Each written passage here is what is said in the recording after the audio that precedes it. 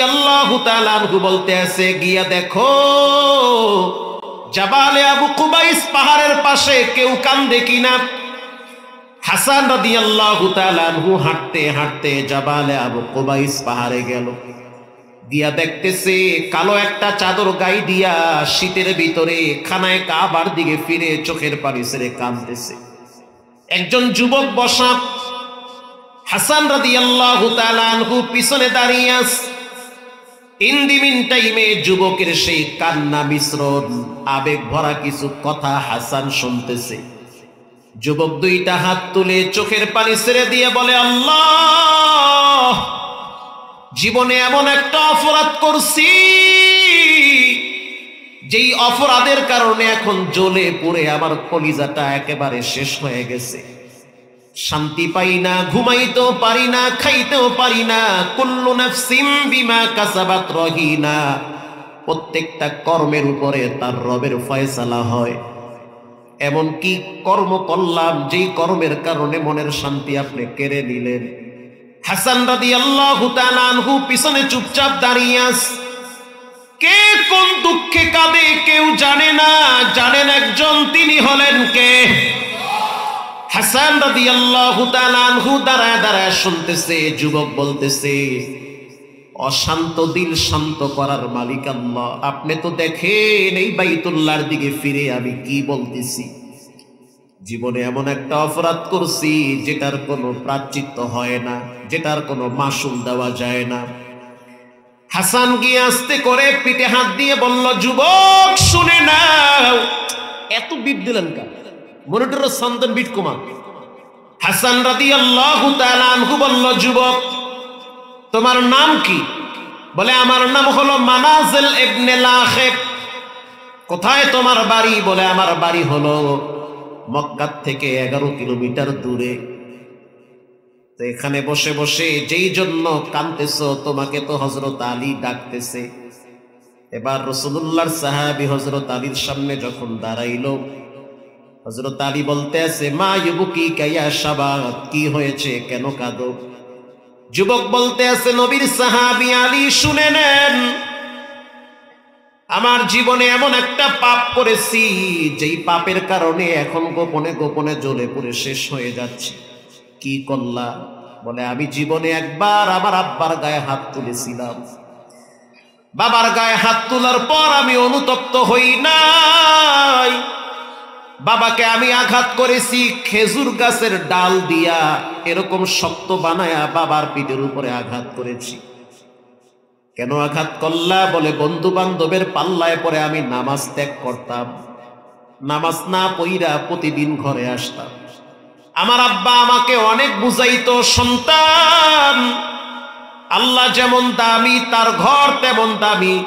আল্লাহ যেমন নরম, আল্লাহ যদি গরম হয় অস্তিত্ব ঠিক থাকবে না। আল্লাহর আযাব গজব সম্পর্কে তোমার ধারণা নাই, বন্ধু বান্ধবের পাল্লায় তো গা ভাসায় চলতেছো। ওরে নবীর সাহাবী আলী, তখন আমার বয়স ছিল মাত্র 19 থেকে 20 বছর। এখন আমার বয়স 35 ক্রস করেছে।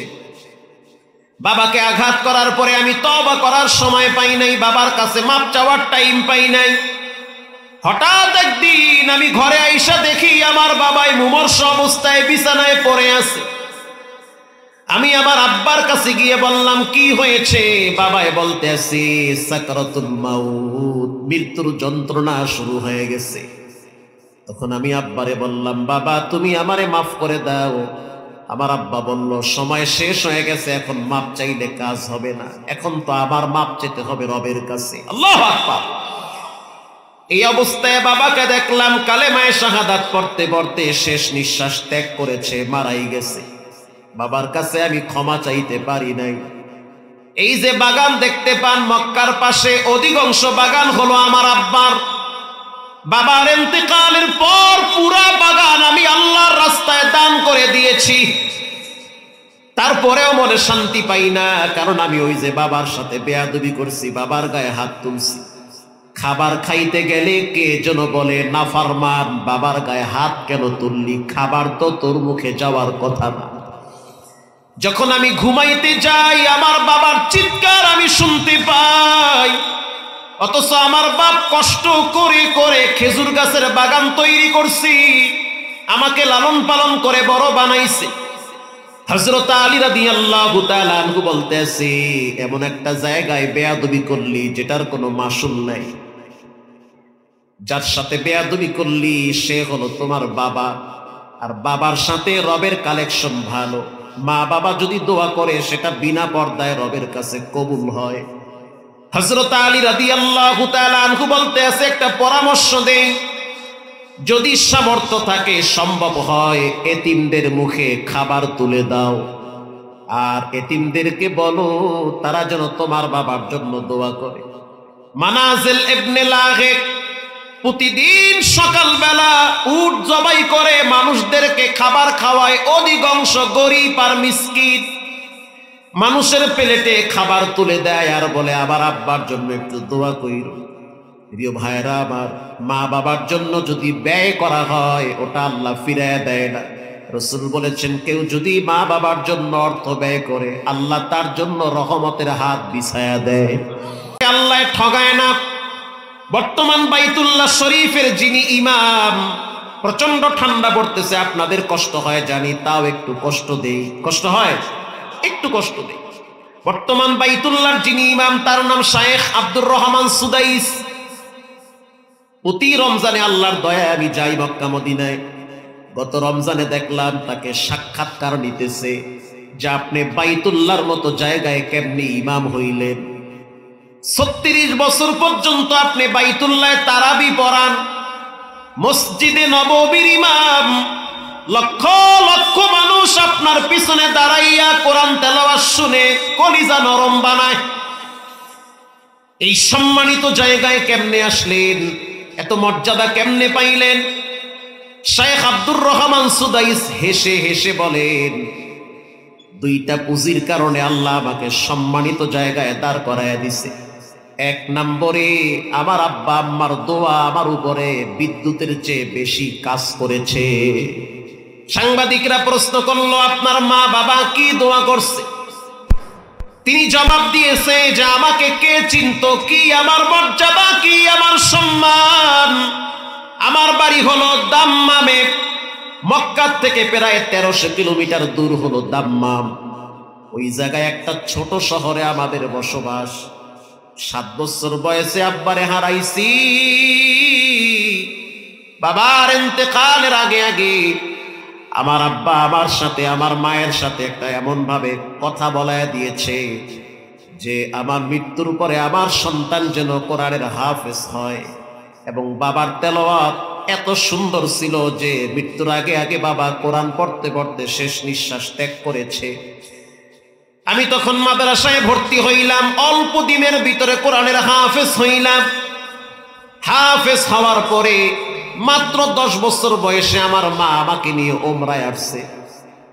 তোমরায় আসার পরে আমার মায়ের চিন্তা হলো মা তাওয়াফ করবে, আমারে মাকামে ইব্রাহিমের পাশে দাঁড় করায় রাখবে। আমি দাঁড়িয়ে আছি, আমার মা তাওয়াফ করতেছে, লাব্বাইক আল্লাহুম্মা লাব্বাইক। ও মালিক, তুমি আর আমি, আমি আর তুমি, দুনিয়ার সবাই ফকির, ধনী একজন, তিনি কে? আমি তখন চিন্তায় পড়ে গেলাম, মায়ে তো তাওয়াফ করতেছে, বন্ধু বান্ধব খেলাধুলা করতেছে। যারা মক্কা মদিনায় গেছেন তারা দেখছেন ছোট ছোট বাচ্চারা কিন্তু মসজিদে বেশি দৌড়াদৌড়ি করে, খেলাধুলা করে। আমি বাচ্চাদের খেলাধুলা দেখা মায়ে যেখানে দাঁড় করায় রাখছে ওই স্থান ছাইরা অন্য জায়গায় চলে গেছে। আমার মা তাওয়াফ কমপ্লিট করে মাকামে ইব্রাহিমের পাশে দাঁড়ায় দেখতে আসি আমি নাই। তখন আমার মা ভীত সন্ত্রস্ত হয়েছে, ভয় পেয়ে গিয়েছে যে আবার ছেলেটা গেল কোথায়। খুঁজতে খুঁজতে কোথাও পায় না। মা সিদ্ধান্ত নিল যে এখানেই দাঁড়ায় থাকবো, ছেলে হয়তো ঘুরে ফিরে আবার এখানে আসবে। আমার মা আমার বিচ্ছেদের কারণে ওই জায়গায় দাঁড়াইয়া লম্বা টাইম বাইতুল্লাহর দিকে ফিরে 2 হাত তুলে চোখের পানি ছেড়ে দিয়ে বলে, মালিক, যদিও আমি আমার সন্তানকে খুঁজে পাই না, তার চেয়ে একটা কাজ করো, তুমি আমার ছেলেটাকে বাইতুল্লাহর ইমাম বানায়া দাও। কারণ মুসল্লি হারাইতে পারে, ইমাম কি হারায়? হারায়। অতএব আমার ছেলে যেহেতু হারায় গেছে, ইমাম বানায় দাও, তাহলে তো আমি আমার সন্তানকে হারাবো না। ইন দি মিন টাইমে আমি পিছনে এসে দেখতেছি মা লম্বা টাইম দোয়া করতেই আছে। আমি পিছনে দাঁড়ায় বললাম আমিন, ওটা হয়তো রব কবুল করে নিয়েছে। মক্কা মদিনায় যারা গেছেন, রমজান মাসে যখন তারাবি চলে, কিয়ামুল লাইল চলে, আব্দুর রহমান সুদাইস সাহেব যখন বেতের নামাজে দোয়া করে, অধিকাংশ দোয়াটাই করে মা বাবার জন্য। হে যুবক, যতদিন মা বাবা আছে কদর করে নাও। মা বাবা নাই, এক সময় দেখবা তোমার ঘর খালি পড়ে আছে। আজ আপনার ঘরে ফ্রিজ বোঝাই মাছ গোস্ত আছে, আপনার ছেলে মেয়েরা খায়, তারপরও শুকরিয়া আদায় করে না। এত টাকা কাবান, তারপরও দেখবেন ঘরে গেলে নাই নাই নাই। যতদিন মা বাবা ছিল ততদিন ঘরটা ভরা ছিল। যতই অশান্তিতে থাকেন, মায়ের কাছে গেলে একটু কথা বললি কেন জানি শান্তি মনে হয়। এখানে এমন কোন মায়ের সন্তান নাই, হুজুর আমি এই মসজিদের জন্য কিছু সহযোগিতা করব। দেখলেন তো একজনে 2 লাখ দিছে, হয়ে যাবে ইনশাআল্লাহ, অনেক চমৎকার একটা মসজিদ হবে। শুধু আপনাদের সহযোগিতা চাই। কে পারবেন হুজুর আমি আল্লাহর ঘরের জন্য কিছু দিলাম?